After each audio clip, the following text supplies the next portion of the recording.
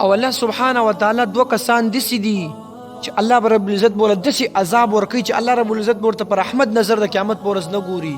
ډیر بدبخت انسانان دي، ډیر بے خوند انسانان دي. الله رب العزت فرمایي چې زما د رحمت نه بلري ولهم عذاب علیم، درناک عذاب به ورله ورکوم.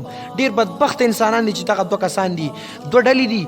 نبی علیہ السلام وایي رسول الله صلی الله علیه وسلم فرمایي چې الله رب العزت وایي چې دی به عذاب نه پاکومه، جهنم کې به پراته یو پاغي کې هغه سړی چې غریبي او قبر کوي. نبی علیہ السلام وایي دا بدترین انسان دی، سو سره شتم نو قبر کوي، په دې کارونو باندې لباس خواجي باغی باندې قبر کوي، ځان خلکو ته خغی. نبی علیہ السلام فرمایي دغه انسان لبا الله رب العزت سخت عذاب ور کوي، عذاب علیم باور کوي او دغه شان دی پریدي بنا.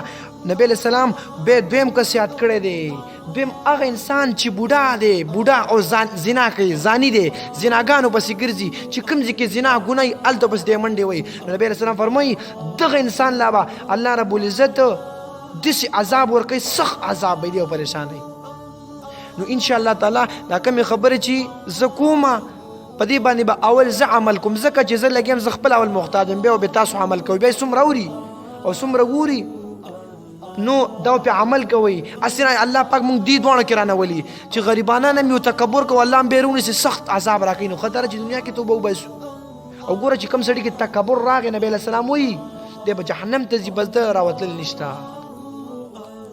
نو کبر باندې کې او بیا هغه انسان چې بوډا دی او زناګانو پسې منډې وایي، زنا نه پرېږدي، داسې عذاب دی. الله رب العزت فرمایي چې سخت عذاب د جهنم.